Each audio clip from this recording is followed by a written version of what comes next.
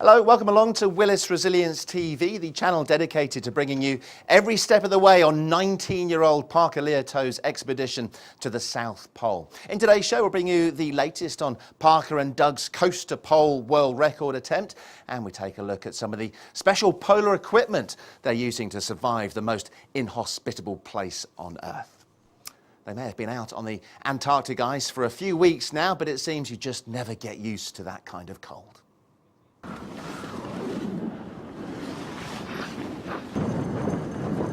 Setting up the tent was a real challenge. We're in this area, I barely see anything because of the whiteout. Managed to find this flat patch, but there's just nowhere where there's any snow. It's all very icy, and only have wooden tent pegs. So, a real challenge to set up the tent.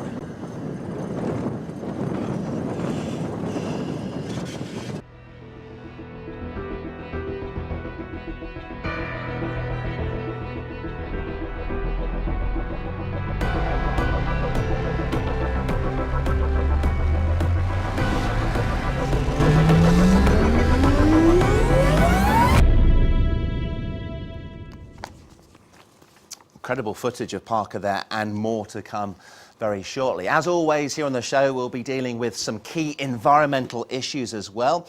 Today, we'll be talking about the ozone layer. Is it an environmental success story?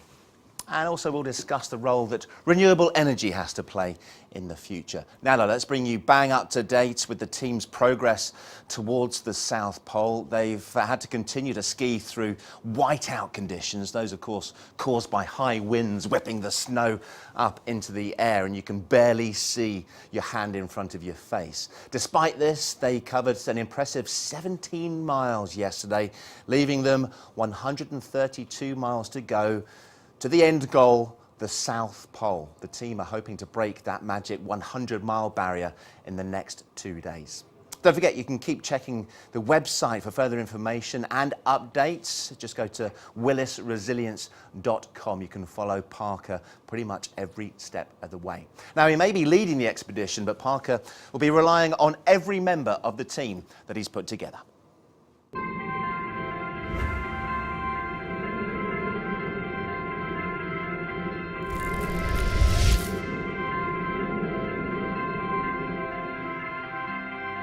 I'm excited to work with this team because I know Doug very well, but I'm excited to work with a new team as well because that's something I haven't done before since 2010.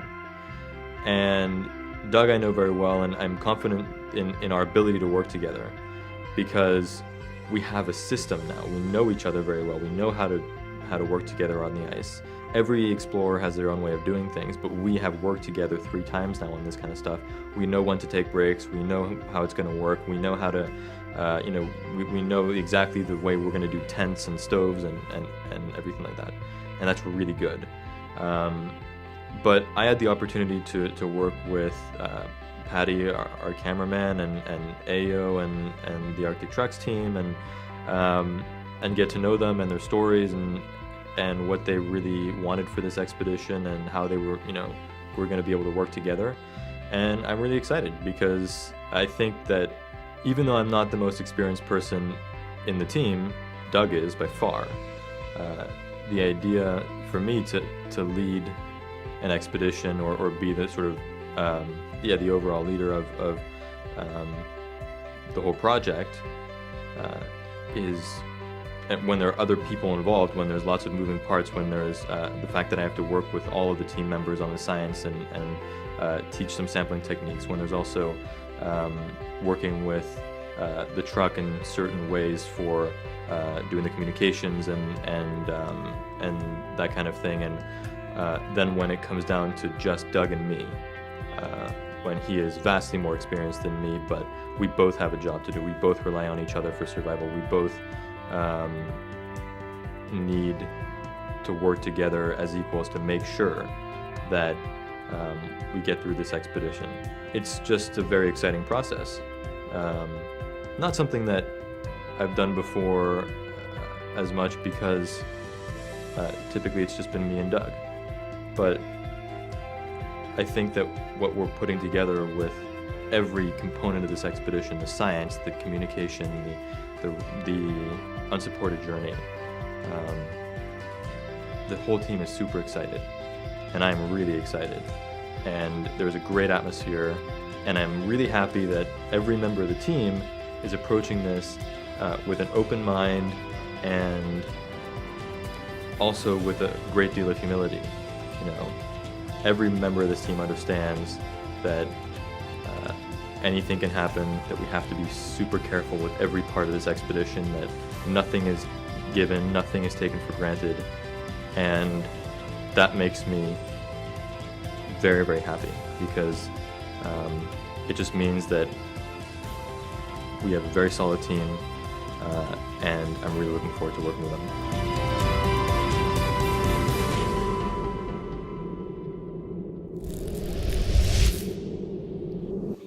And that team is making great progress as they try to set that new world record trekking on skis from coast to pole.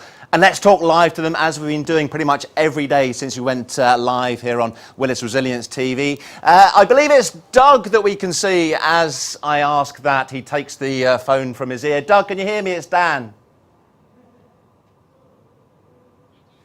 No, Doug can't hear me. I'll keep talking just for a second, hoping that the connection is re-established. But yeah, that's what we call sod's law over here in the United Kingdom. And it's a law that we've been experiencing on and off over the last couple of weeks. I believe that is Nathan going towards Doug now, because Nathan is the man that can sort these technical issues out. He's actually a communications director here at Willis.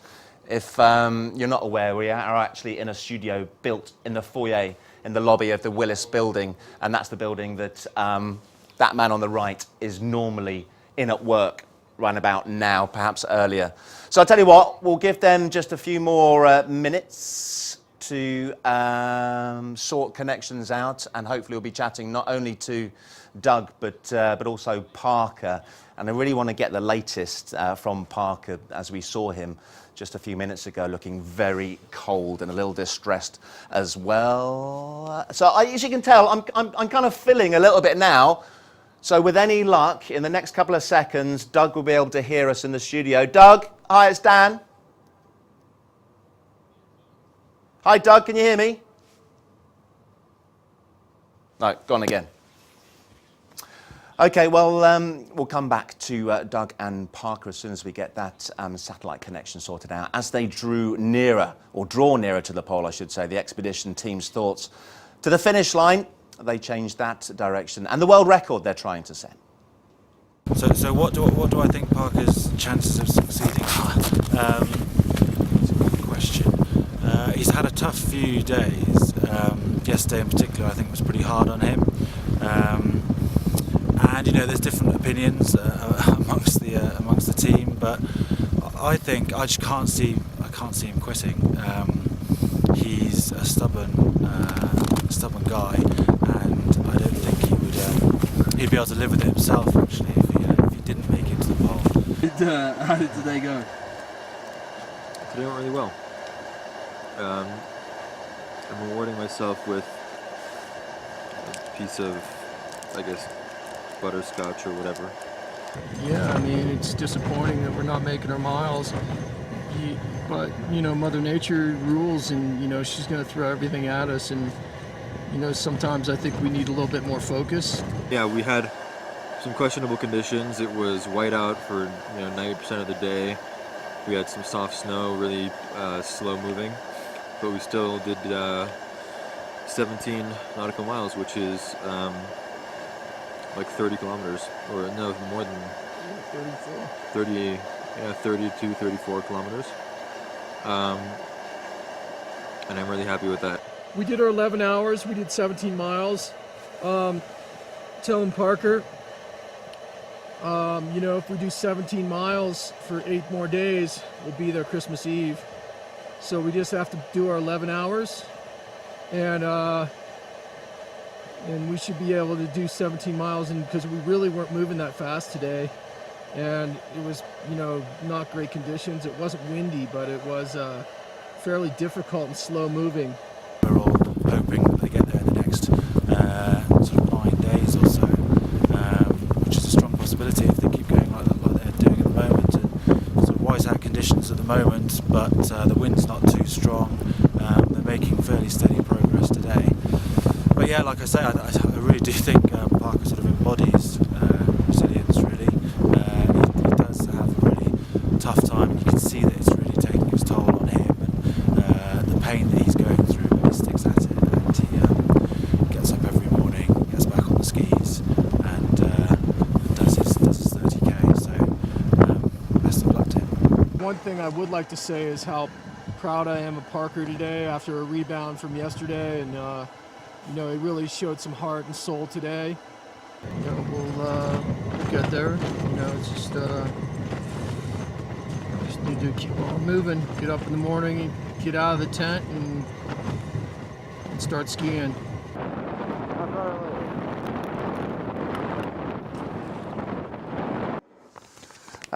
If you were with us just a few minutes ago, you saw me trying in vain to contact Doug. The satellite connection is just a little bit too weak. What you have to bear in mind always when we try and connect with Parker and Doug in Antarctica is that we're reliant on satellite links, and it is remarkable that we can speak to them at any stage, and we have done on a regular basis in the last couple of weeks. Remember, they are dangling literally off the bottom of the Earth, but we'll try and speak to Doug once those satellite signals are a little bit stronger, and hopefully Parker too. Now, one of Parker's motivations for the expedition is to get people talking about climate change, and when it comes to cutting greenhouse gas emissions, renewable energy is a hot topic. It's the amount of CO2 that we are all emitting into the atmosphere. So joining us now in the studio to discuss whether renewables are indeed the answer, we have Dr. Harold Hooibaum, lecturer in global energy and climate policy at the University of London. Hi, Harold. And Felicia Jackson as well, editor-at-large at Clean Tech Investor magazine. Morning to you both. Thanks so much indeed for coming in this early. So we're going to try and keep this as international as we can, but let's start with what we're doing in the UK. Like, how green are we becoming? Are we investing in renewables, Felicia? Well, it's quite a difficult question to answer because obviously we are investing quite heavily in renewables. There are still questions as to whether we're investing sufficiently, and I think that depends on where you stand in the market. Certainly there's been a big increase in the amount of renewable energy that we do generate. I think Q2 of 2012 we were 9% of our electricity generation, and Q2 of this year was 15.5%. Okay. Now that's a huge increase, but it was quite specific to do with a lot of biomass generation. One of the reasons I think people are talking about this quite a lot is the news of the strike prices announced through electricity market reform. That thing where the government guarantees to pay the difference between the wholesale electricity price and the price for a renewably generated amount of energy. The government has increased its payment terms for offshore wind, decreased solar and onshore, but I mean that's a sign that the market is becoming more mature and that renewable energy is a viable option. And we should just reiterate what we're talking about when it comes to renewable energy. Yeah. Go through the that would the be types. The ones that we know that are most well known are obviously onshore wind, offshore wind, solar. We also have marine generated power. We have anaerobic digestion, gasification. There's almost anything that sort of grows in the world or exists in the world you can turn into energy in one form or another. You've got biofuel, you've got storage through hydropower. I mean, the thing is that there are innumerable sources with an enormous amount of energy that treated correctly could provide all the energy the world needs. So that's an overview of what we're doing in the UK and might be doing in the future if things keep going in that direction. What about more on a global scale, Hal? Yeah. Who's leading the way on this? Yeah, well, leading the way, I mean, there's a number of markets that are really big when it comes to renewables. That's Europe, that's the United States, that's China, that's a number of other countries. I think globally we have around 1,500 gigawatts of sort of installed renewable energy capacity for renewable electricity generation. The majority of this is hydro. So how does that compare to the amount that's generated with fossil fuels? Well, fossil fuels is significantly more than that. Right. I mean, it's a small amount compared to fossil fuels globally at the moment, but in terms of the rates of growth, of various kinds of renewables. We're seeing a lot more growth in the renewable sector than we see in the fossil fuel sector in terms of added capacity. You mentioned earlier the thing about China. Yeah, what I would say is a really good example is China. Just to illustrate to you this difference between investment in renewables and in fossil fuels and where we're going. So China is one of the most important markets for renewables and newly installed generation capacity. This year, 2013, China installed more renewable generation capacity than fossil fuel capacity. So we're talking around 30 gigawatts as opposed to 25 gigawatts for fossil fuels. And the projections are, when you look at what Bloomberg New Energy Finance is saying, for example, that by the year 2030, we will reverse the mix of energy in China from a majority fossil fuel and a minority renewable to a majority renewable energy and a minority fossil fuel. Is China a good example when we start talking about what other countries, what other state-run governments can do in such a short space of time? Because there has been some criticism, I think, of the way that China have dealt with that kind of investment, some environmental damage and also displacement of their own people. I think there's absolutely criticisms to be made, but one of the things that to me is most interesting about the Chinese market as an example is the reason they're investing so heavily in renewable energy. And a large part of the reason they're investing so heavily is partly to do with security of supply, because the country is growing so fast, there isn't sufficient energy for the industrialisation they're doing. But also, renewable energy is a necessity because of the impact that fossil fuel generation is having on the health of the country. A lot of air pollution, water pollution, it's costing 5.9% a year in GDP. So the question is what their motivation is for doing this. I think it is a good example, and from what I've learned over the last couple of weeks of doing these discussions, I think renewable energy investing in that is probably a good thing in the long run. But you really should have the right motivation behind doing that. You should want to do it because it is going to be better for the world. But the Chinese seem to be doing it because they realise that what they have been doing is bad for their health. Well, I think to a certain extent there is a difficulty, because it would be lovely to think that the reason people invest in renewable energy is because it's the right thing to do and it's a good thing to do. Right. The reality is that every economy has to function, and you're not going to get politicians supporting investment in anything unless they can actually argue that in the long term it is of benefit to that economy. We could say that in terms of the climate will not care about your motivation necessarily. Yeah, it's a good point. You will want, whether it's a domestic motivation because you want to do something good for your economy, or you want to prevent more damage to your economy, or whether it's some altruistic notion of wanting to do something for the global climate, almost doesn't matter, because the end result is what counts, and we want to decarbonize the global economy. Will China's economy grow as a result of their investments in renewables? Yes. Well, China's economy is going to grow anyway. Yeah. Right. What it will do is grow more cleanly. Well, I think investment. it will grow more cleanly. Right. And there is the argument about the technologies that are developed in order to drive clean development, clean technology, renewable energy. And actually, these are technologies which have a huge and growing market. Yeah. So anyone who can get an edge in that market is going to grow. If you look at the damage that's currently being done to the Chinese economy because of the negative health impacts or environmental impacts of fossil fuel production, you look at that percentage. If they can reduce the percentage, that the damage that it does to the GDP in China, you can add that to your economic production. It will improve productivity. It will improve efficiency of the Chinese economy, and the Chinese economy will be able to grow at rates that we have known historically over the last few years. But if it doesn't address those issues, it might not. Okay. That's the point. The point about this is that renewable energy enables your economy to continue to grow, but in a cleaner way and damaging less, which means, and if you include the development of technologies, you've actually got a multiple win. Yes, and the Chinese might be in a very strong position with regards to manufacturing the renewable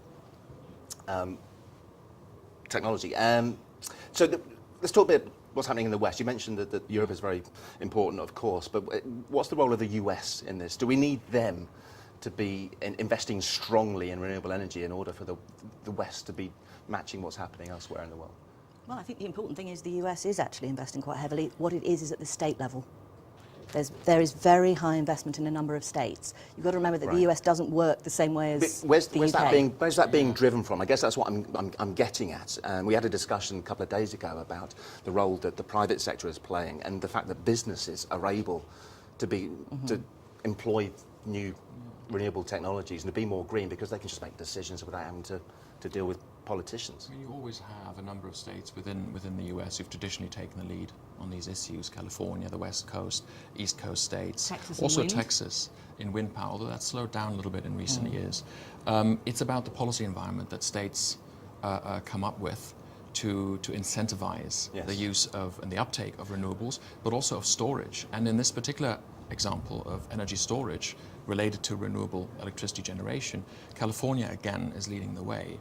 The Public Utilities Commission has come up with some very interesting plans on how they can financially incentivize Such the as? uptake of storage. Well, they're still discussing the specifics of how they will incentivise, but what they have done is say Is this incentivising individuals? companies, Company- it's to across- develop new okay, fine. storage. It's technology neutral. So Okay. they're not What they're actually basically picking out one what they're basically technology. saying is that by 2020 they want 1.3 gigawatts of storage, Right. because that amount of storage will enable an enormous amount of extra renewable energy.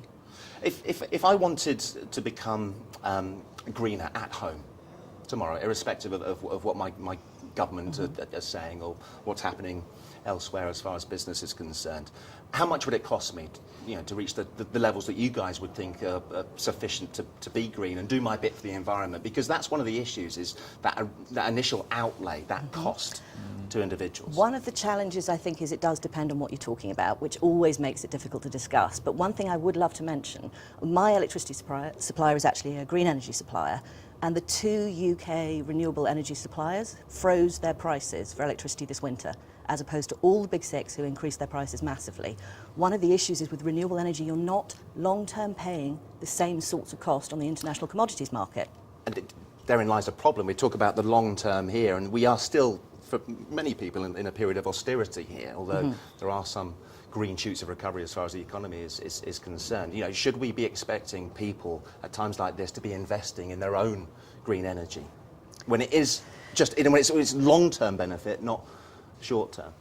It's not just energy, it's investing in energy efficiency, really, and in saving, Okay. in saving energy. And actually, there are a number of programs, partially financed through the levy on consumer prices, electric consumer prices, that are supposed to help some of the poorer income households, the energy poor, to adjust to this, to invest in energy efficiency measures. Unfortunately, the government is not really supporting these measures sort of wholeheartedly, and there's question marks over whether there's enough money going there. And I mean, just the fact that we have 20,000 avoidable winter deaths amongst the elderly, because they have to choose between putting food on their table and heating their homes is an outrage, and I think we need to address that as a society. And could I also mention, you talked about austerity and the fact that should we be asking people to invest in these things. One of the issues you have to take into consideration is the question of whether or not austerity as a government measure is the most effective way to get out of recession.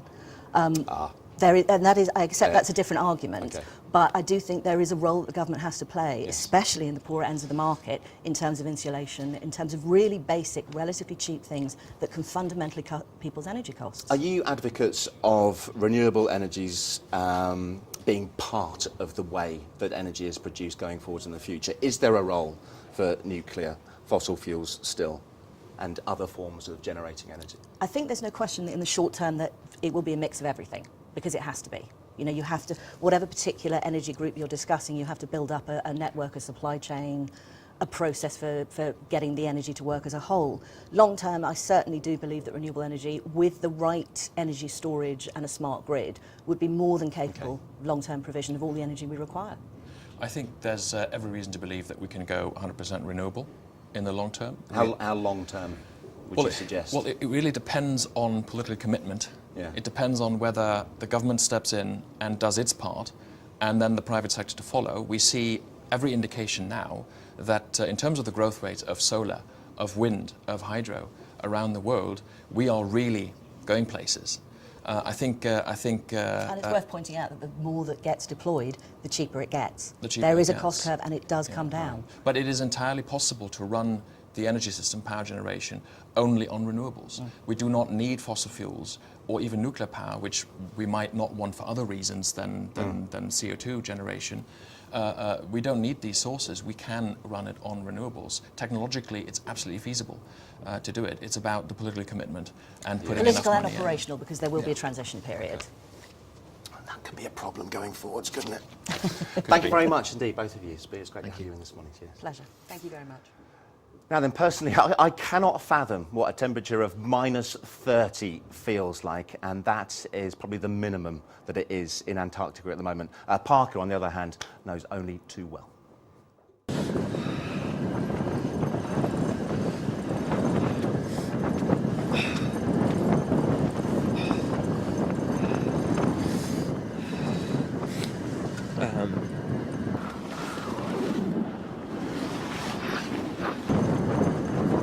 Setting up the tent was a real challenge. In this area, I barely see anything because of the whiteout. But managed to find this flat patch, but there's just nowhere where there's any snow. Still very icy, and only have wooden tent pegs. So a real challenge to set up the tent.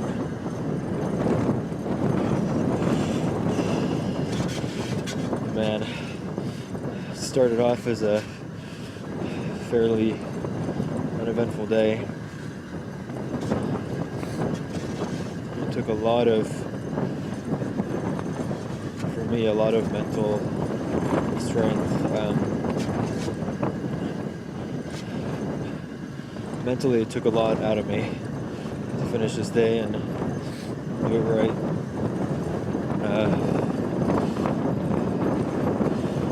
Because the wind really does just take a lot out of you. Every step is hard work. And then when the whiteout comes, I didn't expect it to be too much of a challenge, but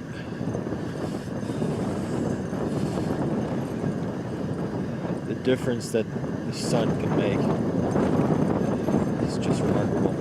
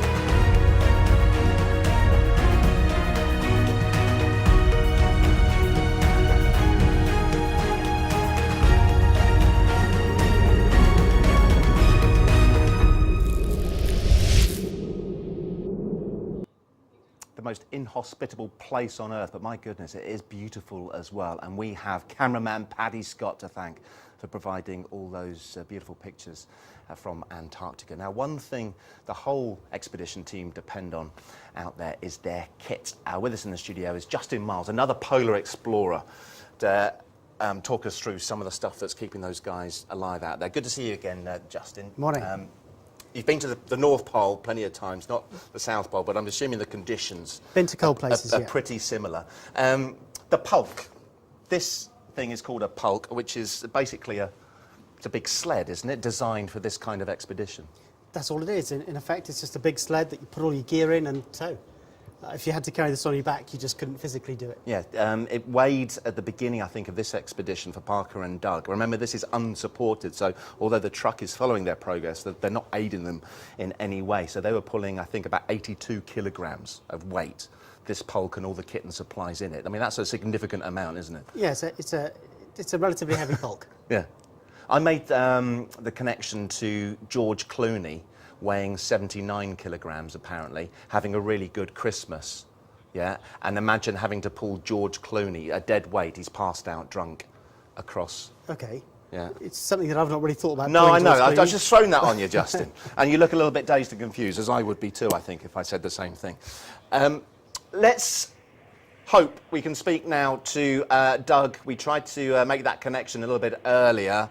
Doug, it's Dan. Can you hear me? Hey, how's it going? Hey, It's yeah. How you doing? Good morning. Yeah, we're good. Sorry for the problem we had earlier with this connection. It's not your fault, mate. We're doing all we can to make sure that it's as clear and as regular as we can make it. How are you? We're doing great. We're doing fantastic. It's funny that you're talking about pokes because we're just loading our pokes right now, organizing them, making sure they're all organized so we can get our day started. We're running a little bit late just because of the call this morning, but we're doing good. We are at 87.46, so we're within just a shot of 88, which is sort of like for us. It's we're looking at the finish line, and we're gonna get out today. It was overcast, white out all day yesterday, and now it looks like it's clearing a little bit in the horizon. So we're pretty stoked to get going and get the day underway. So you're talking about degrees, aren't you, there? And you also deal in nautical miles. There's probably a few people watching this that don't know what 86, 87, 88 are references to, Doug. Right, so we are, Parker, we're 132 miles. Yeah, we're about 132 miles away from the North Pole, or from the South Pole. So, yeah, 88 is 120, 60 nautical miles is each degree, and we're nearing on 88. So we see we're going to start, building up and having a good day and looking forward to it. How important are those milestones for you to reach the next degree, to get under 100 miles to go? Yeah, I think that's great. I mean, every milestone is another thing to look forward to, and 120 is one we're looking forward to. Then another 100, and then as we get into the hundreds, we're 89 would be the next milestone, and then we just see the finish line from there. I'll tell you what, if you run a few miles, you might make it before Christmas. We hope to. I mean, we're on schedule to right now, and Parker and I have been talking about it. And all you do, Justin obviously knows that too. All you do is have time to think when you're out there pulling the sled. You do a lot of calculations in your head and a lot of introspective thoughts. So we're going to get down and get this thing done.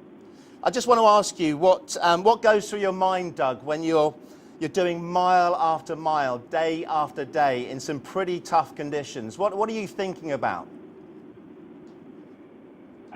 You think about a little bit of everything. I mean, Justin could go tell you a little bit more about that too. And you think about food, you think about your family, you think about work, you think about stuff that you normally would not think about. I mean, if you went on a long run, a lot of the same things you think about. We just do it all day long. So I think your mind opens up. You think about music and songs and sing to yourself. And my goal is just make sure Parker's safe and we're getting our miles in and we're having a good time. Are there any sports results from back home that we can pass on to you before this live finishes? Sure. I'd love to hear who's winning the EPL right now. Say that again? The English Premier League? Oh, you want to know the Premier League? Of course. Who's your team? Who do you support? I'm a sort of an Everton guy just because my boy Tim Howard's in the Nets, and he's an American guy, so I follow them, and Dempsey played for Fulham and Tottenham, but now he's back in the States, but I follow Everton, sort of. I can tell Everton are sitting fifth at the moment. They're still going well, but Liverpool are above them. They had a good win at the weekend. But here's the big result. Arsenal lost 6-3 to Man City. Wow. So who's on top? Yeah. We'll keep you up to date. Arsenal's still top, by the way. I'll tell you what, Doug, it's brilliant speaking to you. We are still in awe of how you're dealing with this, and keep going, mate. You're doing fantastically well. I was wondering if we can have a quick word with Parker.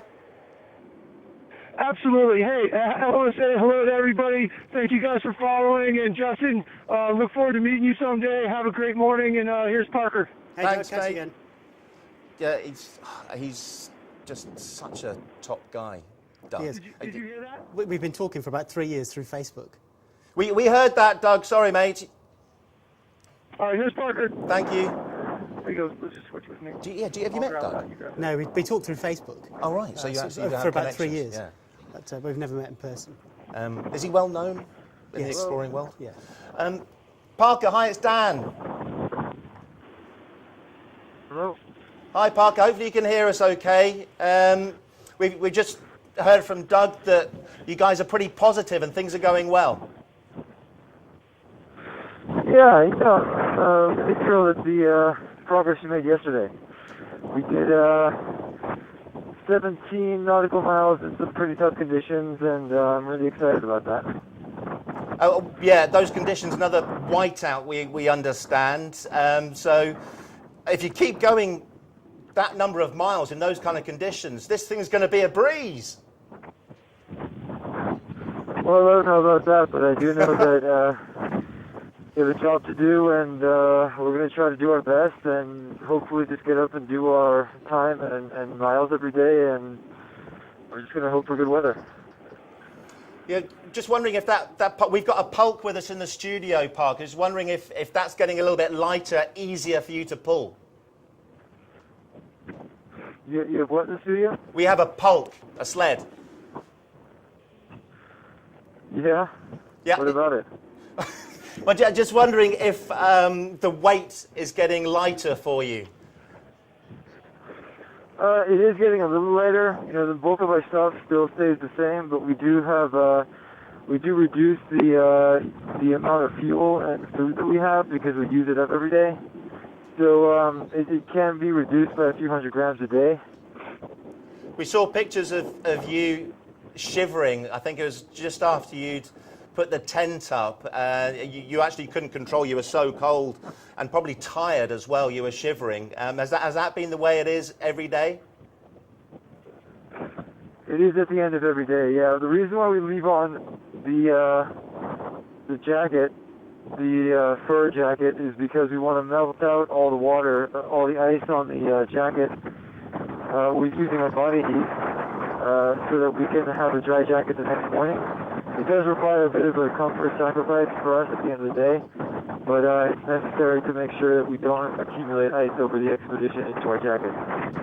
All right, mate. Well, listen, I'm sure you're wanting to get on, so we'll let you go. Thanks again for talking to us. It makes such a difference to what we're doing back here, and there's so many people supporting you that would love to get these updates, so thank you. Thank you, Dan, and have a great day. Yeah, good luck. Hope it goes well. Okay, we'll let those guys on, and we'll keep the satellite picture up, so we'll be able to keep across them, packing the tent up, and then making sure the Polk is ready to start dragging it again, Justin. I'll tell you what, this gives us an opportunity to delve into the Polk that we do have here. Interesting thing about the Polk, you asked Parker, is does it get lighter? Yes, Yeah. it does, because you eat your food and you're using fuel, but you're also getting more and more tired. Right. So although the Polk's getting lighter, yeah. you don't really experience the benefit of it. That was one of the best I've never had a put down live via satellite on the other side of the world before, but that was brilliant from Parker. Yeah, we've got a Polk in the studio. Yeah, what about it? All right, mate. You can't really argue with someone that is dangling off the other end of the world. So here we go. This is the kind of jacket that the guys will be wearing all the time over there when they're out. Not all the time. This conditions? is the sort of thing you put on when you stop, when you're not exercising for the rest of the day. This keeps you warm. It's a down jacket, so it's full of feathers, really lofty, keeps the heat in. Fantastic piece of kit, and really your last line of defence against the cold when you stop moving. Okay. You really wouldn't want to wear this when you are walking, unless it obviously gets terribly cold and it's life and death. Because once it's full of water, the down doesn't get rid of it, so it becomes ineffective.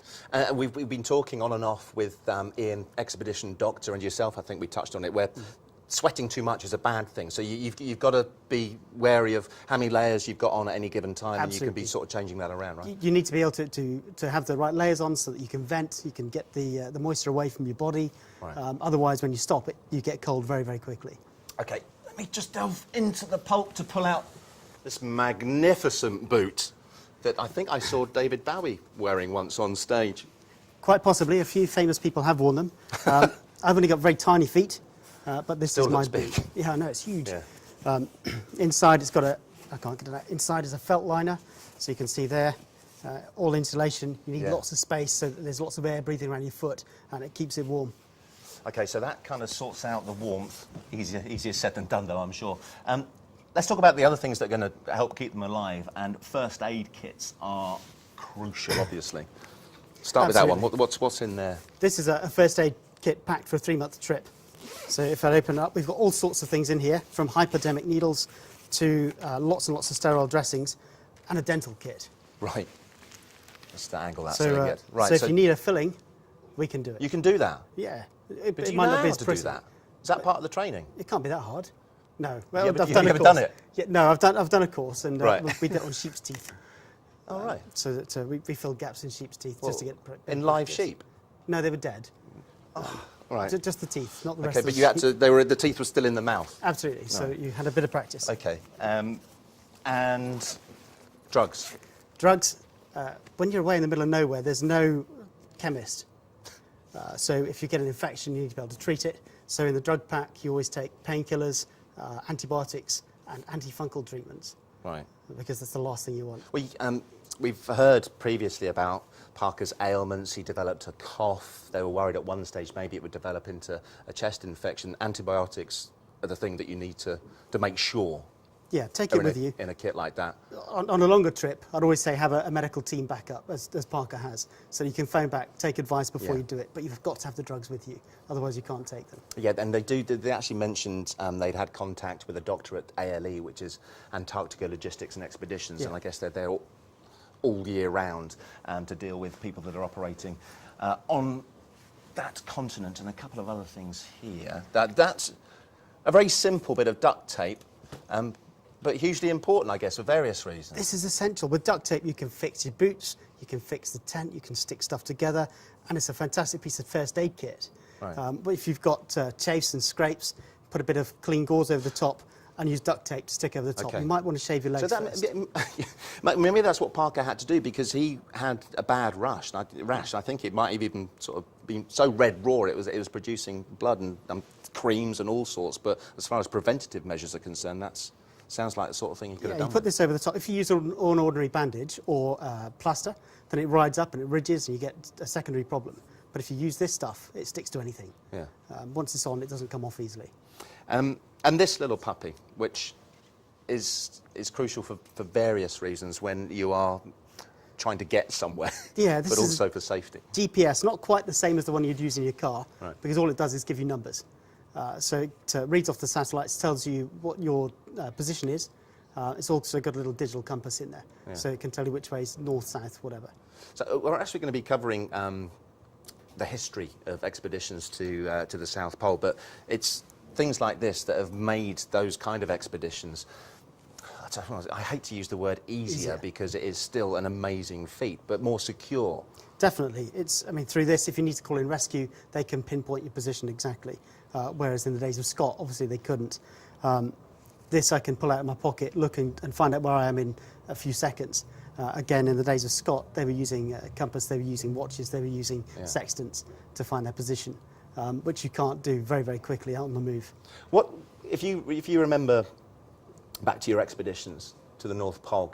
Was there one or two things from the comforts of home that you really wish you had as far as equipment is concerned? As far as equipment is concerned, not really food. Peaches, always wanted peaches. Right. But equipment, nothing at all. Yeah. It's not much works. When it gets cold, the batteries run out very fast. Yeah. So not an awful lot works. So we don't take an awful lot of gadgets. You just get used to dealing with You do. very little. You do, in and some suddenly really it harsh becomes conditions. a real pleasure. No phone, no emails, Right, yeah, no just- bills landing on the yeah. doorstep. It's fantastic. Yeah, the most remote place you can get on Earth. We've still got some live pictures, although I think they have just frozen, and it gives us a chance now to mention the tent, the importance of that bit of kit, which I guess when it gets packed back down, and that's what Doug and Park are doing now, can be quite a small package, can it? Yeah, I guess what they would do is unloop the poles, just fold them in half and roll it up rather than do the whole lot to save time. The colour's quite significant because that colour holds heat, so it attracts any light from the sun, comes through, holds the heat very well. And that type of tent, it's got to go end to end into a wind. Side wind against that will just push it over, collapse the tent. Okay. So positioning the tent's very important. How difficult can it be to put a tent up? We've been hearing about the conditions they've faced in the last week or so, with gale force winds creating whiteout conditions. it can be very difficult, but again, because of the design of the tent, you hold, if the wind was blowing that way, one person would hold the tent that way, the wind sort of pushes them out for you. And warmth in that tent? How much warmer is it than the minus 30 degrees outside? Much warmer. Ian was saying, Dr. Ian that was on Friday, was saying that he had an experience in the South Pole where he was minus 40 outside and 20 above inside. Yeah. So significant difference. It's beautiful. Again, we'll come back to these HD pictures that Paddy Scott are providing, but what is inescapable, and we saw it in the most powerful footage we had yet, I think, to help explain just how cold it can get. You know, when Parker was shivering in the tent, having just set that tent up after another hard day's walk. Can you describe, for people like me, I mean, the coldest I've ever been is probably at -2, -3 degrees, and that's plenty, thanks very much. Can you describe just how cold it is and what it does to your body? The hardest thing to get your head around is that there's no respite. You can't just step from being cold, think, okay, I'm getting too cold, and step into a warm room. You've got to put the tent up. And having the resolve to think, I'm too cold, I don't want to move, I don't want to do anything at all, then to put the tent up is quite a big ask. To get inside the tent, and you get the boiler going, or get the burner going to boil some hot water, and then you start to warm through, and it's such an amazing feeling. We talked to Doug earlier about what they have to do and those landmarks, so you're reaching the degrees, number of miles away from the South Pole. But what we've heard in the last few days from other polar explorers and people that have been there, done that, is the endurance side of it almost takes care of itself, because you keep training yourself day after day for what comes on. Do you know what I mean? Does that kind of explain it for you? It's not that it gets easier, no, it but doesn't get you're easier. just able to trudge through day after day because you you're cope training with it a all the lot time easier. for that. Yeah. Well, before you go, you're sort of living a normal day life. You might go out and train for a couple of hours, but other than that, you're living everyday life. When you go, suddenly the expedition becomes your life, and you've got nothing to do but walk for 10, 12, 14 hours. And that's a big drain. Mentally, that's a big drain. Once you've been out there for a little while and you get used to the fact that that's your life, then your body just goes into overdrive and away you go. You don't even have to think about it. Do people go stir crazy over there? The same as you would be if you were, say, locked in a submarine for weeks, months on end, or cabin fever. But I suppose it's possible. as far as just, but is that not something that you've ever experienced? No, you I've get never to the point where you experienced think, what am I doing out here? This is nuts. No, I've never experienced it in a polar situation. Have in the jungle, sort of a few weeks in, thought, what am I doing this for? It's rubbish, go home. But in polar situations, I've never experienced it, especially when you've got a good teammate like Doug with you. Yeah. Fantastic for keeping your spirits up. Honestly, we cannot speak highly enough of Doug. And he said hopefully we'll be able to meet up at some point in the future, and I hope that is the case too, because it's his positivity, his enthusiasm, on top of the knowledge and experience, is just worth so much to Parker, and absolutely crucial to what Parker's trying to achieve here, isn't it? And once they break this 100-mile barrier, it'll be thumbs up all the way, because then instead of counting up, suddenly it's counting down. Okay, so that psychologically is going to be a big deal for those guys. If ever you do a long run, if you ever run a long distance, suddenly you start counting up, doing a marathon, 10 miles, 5 miles, 10 miles, 12 miles, and then you get to a halfway point, it's a countdown, it's a fantastic feeling. Yeah, I do that all the time when I'm running marathons. I can imagine. Yeah. Let's take this picture. I know it's frozen again, but just to give you an example of how quickly they can pack the tent up and get prepared for what lies ahead with regards to the trek. There you go. It doesn't take them too long at all, and they've got their sticks, the poles. We don't have any poles there, but they are really important aid, aren't they, as far as definitely. You can't really forwards. pull uphill. You can't pull without poles. Yeah. Thank you very much for coming in. It's been fascinating insight. And maybe we'll see you again before the week is out as they get ever closer to that end goal, the South Pole. Possibly. I can't wait to be involved right at the end. Yeah, and what they were saying, it is possible. We shouldn't be talking like this because we don't want to push themselves beyond what they're capable of, but it is possible they're going to get that world record and achieve something really quite incredible. They said 22 days. But if they're talking about sort of finishing around Christmas, then that'd be more like 17, 18 days. Anyway, thank you, Justin. Great to see you. Now then, 20 years ago, Antarctica was facing a very different threat in the form of a hole in the ozone layer right above it. But thanks to global cooperation, that hole is now repairing itself. So is it really the success story that it sounds like? Nikki Shields reports. Well, back in the 1980s, we loved our aerosols, especially hairspray.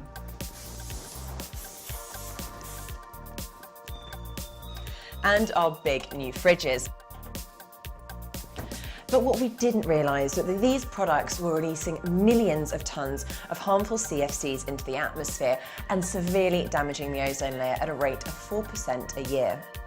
The ozone layer is essential because it protects the Earth from harmful ultraviolet radiation, which can damage plant and animal life. Because of this, the ozone layer can be seen as the world's sunblock, and without it, incidences of skin cancer and cataracts have increased across the globe. Sea life has also suffered with a decrease in plankton numbers.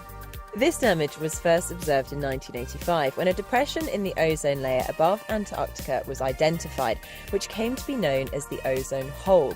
This massive area has in some years reached New Zealand, South Africa and Chile. The UN reacted quickly to this discovery, and the Montreal Protocol banning CFC use worldwide was signed in 1987. However, we've come a long way since the 80s. CFC use was phased out completely by 1996, and damage to the ozone layer has started to slow. In fact, some studies suggest that it's actually recovering. I've come to meet the scientists who discovered the hole in the ozone layer to find out if this really is the case.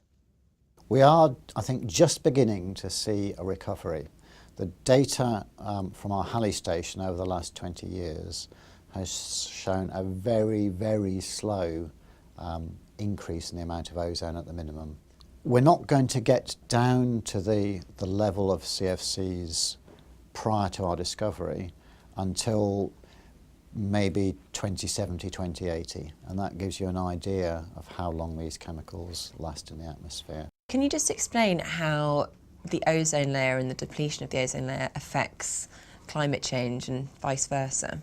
Global warming is a warming near the surface of the Earth, and it's a bit like the carbon dioxide acting like a blanket, trapping heat low down. Now the overall heat hasn't changed, so higher up it gets colder. Now if it gets colder over the Antarctic, that means that the clouds that form in the ozone layer can form more widely. And if they form more widely, there's more surface for chemistry to take place on, and so the potential for greater ozone depletion. Well, it seems that the ozone layer and climate change are inextricably linked. But although we've successfully stopped using CFCs, are there any more threats? There is also this compound called nitrous oxides. The N2O is the chemical formula. And nitrous oxides comes from mainly agriculture. That's the main anthropogenic source. And because N2O is a very potent ozone depletion gas, the emissions from N2O will be the single most contribution to future ozone depletion. There is a huge responsibility for chemical industries to find technologies, to find compounds that do not affect the environment as much. The action that's been taken through the Montreal Protocol, where every single one of the UN member states has signed up to it, is an amazing achievement.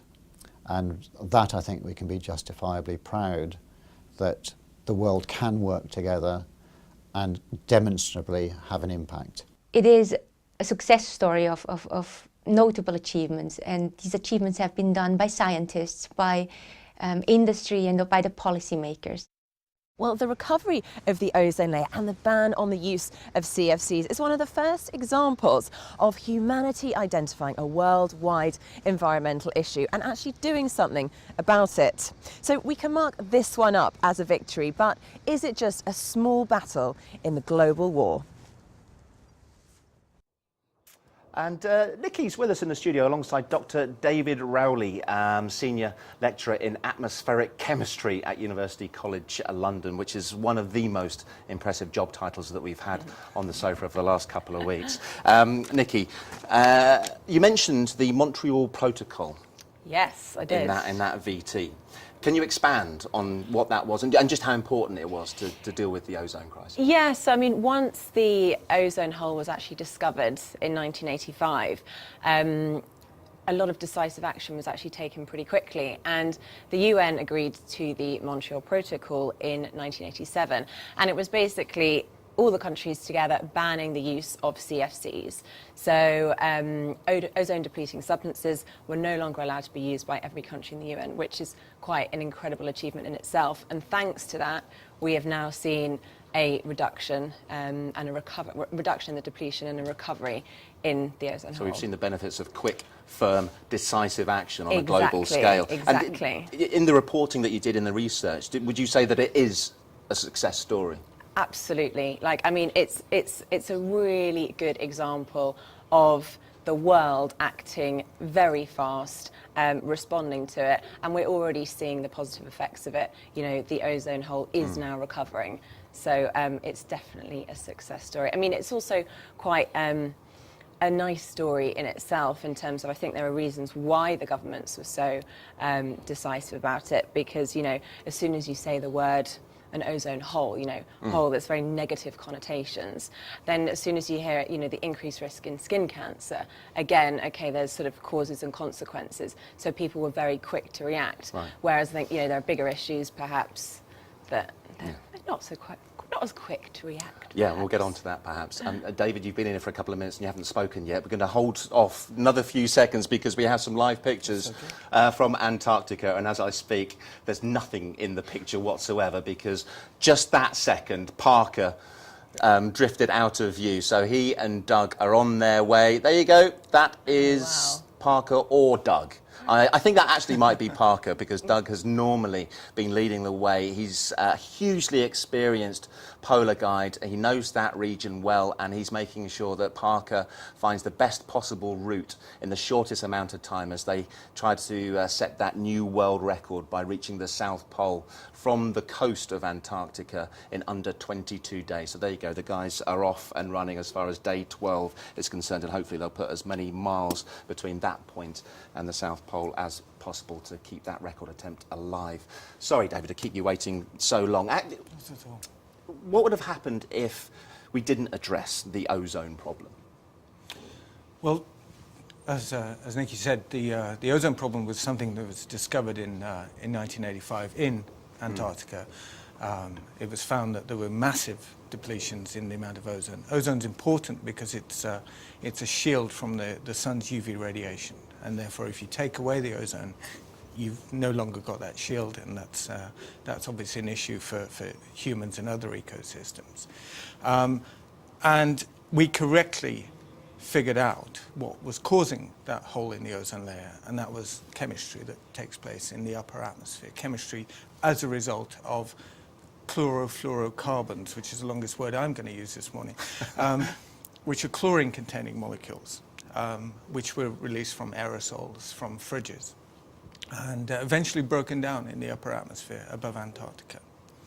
And when they were broken down, they caused chemistry which destroyed ozone. So to address your question, what would have happened if we had not removed chlorofluorocarbons is that this ozone hole would have gotten bigger, and there would have been a serious depletion of ozone across a lot, particularly because of the meteorology of the southern hemisphere. Okay, and that can affect, okay, not many people live in Antarctica, but that could affect countries like, as you said in your video, New Zealand, Australia. Right. And so it's obvious to see why we had to do something about it in that case, but how important was, when it had been discovered, that scientists, chemists like yourself, worked out why that was happening and then do something about it? well, I think with any environmental issue, in order to fix that environmental issue, you first have to understand what's causing it, okay? Which is the same in all walks of life, right? You find out what the root of the problem is. And the root of this problem was chemistry that's taking place in the upper atmosphere. So that is why we had to understand what that chemistry was and what the pollutants that we were putting in the atmosphere were that were causing that. And that's the fundamental goal of our research at UCL. were there sceptics when you put this report together? Is there anyone that doesn't think that it was an issue or this isn't the success story that we're making it out to be? No, interesting enough, I think, the facts, for this issue speak for themselves, and it's not really a controversial issue because you can really clearly see an outcome of the action that was taken back in '87, and thanks to the banning of CFCs, we can really see the recovery of it. But what's replaced CFCs is not completely safe either. Are we going to see even more developments as far as those chemicals are concerned then? Well, the CFC replacements, the initial ones, were chemicals which were not quite as stable as CFCs. The big problem with CFCs is that they're very, very stable. That made them very valuable in terms of industrial use. But it also made them stay in the atmosphere for a very long time. And so their initial replacements were pollutants which don't stay in the atmosphere for quite so long, and therefore their effect on the environment is shorter lived. Okay, but what we're now moving towards, if you buy an aerosol can of deodorant or whatever, is hydrocarbons. So there's things like lighter fuel, like butane, like pentane. And the problem with those, on the other hand, is that they happen to be greenhouse gases. Right. So you're solving, on the one hand, one problem, but potentially, on the other hand, creating another one. So we have to be careful. And this leads us on then to talk more about greenhouse gases Yes. and the problems that may face us with regards to climate change. How convinced are you with the research, the analysis that you've seen, the proof that you have to hand, that CO2 emissions, for instance, are changing our climate? Well, first of all, if you look at the amount of CO2, carbon dioxide, in the atmosphere, it's now about 400 parts per million. That's 0.04% of the air, which sounds like a tiny fraction. When I was born, and I won't tell you my age, it was 0.03%. So CO2 has increased by approximately a third since I was born, since we were born, I guess. And we're old, but we're not old on a geological timescale. So this is a really significant change in CO2. Now, if you come back to my laboratory, and we can do this afternoon, I can show you that CO2 absorbs infrared radiation. And like our previous speaker said, infrared radiation is heat that the planet loses. If you're cold in bed, you put another blanket on the bed. What's that doing? It's stopping the heat. But I don't think anybody refutes that at all, from what I understand. Yes. I think one of the problems is whether that gradual global warming is actually going to have detrimental impacts on us as people, on the environment, on infrastructure. Yes, I think it will. I mean, there are several potential implications of global warming. If you have a warmer planet, then you're going to have deeper convection, and that means that the weather systems will be stronger. And we've seen in recent weeks the super typhoon, for example, in the Philippines. This is one of the biggest convection events, started off by convection, that's ever been seen. So given that, and I'll get your take on this as well, Nikki, should lessons have been learned from the way the ozone depletion was dealt with? Are there similarities there? I think that's a wonderful analogy, and you've teased that out perfectly. That what we've learned with ozone is that we saw a global problem, and we identified what was the origin of that global problem, i.e. CFCs were destroying ozone through chemistry, which we now pretty much understand. And we managed to find a resolution of that problem, which was the Montreal Protocol, which was the banning of CFCs. And eventually, however they're long-lived, these CFCs will move out of the atmosphere. They'll be taken out of the atmosphere as they're consumed. And so this is an example for me of how international global action can, once it's identified an environmental problem, can do something to resolve that environmental problem. And you'd think now technology has advanced, there is more research available, there is more evidence for this existing, and so therefore I guess those that advocate action, they must be suffering from beggar's belief that nothing is happening. I think the problem is, though, it's still the direct correlation, hole in the ozone layer, direct correlation to skin cancer. You know, that's the cause and the consequence, let's fix it, and it's worked. Whereas with climate change and global warming, there is still a lot of, what ifs. At the moment, they're sort of 95% sure that the results are caused by global warming, but people are almost waiting for a 99.9% significance, which is just, But not really going to happen. No, I completely agree with that. People need absolute proof before they do something. And also, those carbon emissions are something slightly different from CFCs. I mean, you women had to deal with inferior hairspray, perhaps, for a while, when CFCs were banned. I could cope with but that, but could you cope with half the amount of energy, for instance, that you would get from fossil fuels? And especially when, sorry. Sorry, I was just going to say, as a growing population as well, with economies growing, we're constantly needing still more and more fossil fuels. We haven't found the substitutes, and that is a massive issue. So until perhaps the economy itself starts to slow down, or we stop increasing in terms of population size, then we can maybe start doing something about it. No, I completely agree with those sentiments. I mean, humans are going to require energy, and everyone has, in principle, a moral equal right to energy, to own a fridge, to own transport, to own a car or whatever. And we have to figure out ways to generate that energy without putting so much carbon dioxide, particularly other gases such as methane, into the atmosphere, which are indubitably causing a warming of the atmosphere. Tell you what, the amount that you've been nodding and agreeing with Nikki, I'd suggest that maybe she has a role to play within atmospheric chemistry at UCL. It's very impressive in such a short space of time. I know, it's He did invite me along to become part of his research Well, team I earlier, did hear so. that, yeah. And she looks good in a lab coat. I can vouch for that. Most people do. I have no idea. I just made that up. Most people do, yes. Yes, it gives us an air of plausibility. One actual school of thought, which is quite controversial, is that to help global warming, to reduce the size of the population and how quickly the economy is growing, is to stop the amount of children that everyone's having, and reduce it to one child per family. Right. Which is a whole nother. I know. Are you going to go out and report on that? Oh, excellent. All right. I can. Right, good. Well, we'll introduce that in a couple of days, and look forward to seeing that report. Thanks very much indeed, both of you. Cheers. Now, in tomorrow's show, we'll bring you the latest, of course, on Parker and Doug's race across the ice as they continue towards the South Pole to set that new world record. We also look back at some heroic Victorian adventures, and we learn more about the history of Antarctic exploration. So we'll see you tomorrow, and don't forget willisresilience.com to keep up to date through the day on their progress. See you later.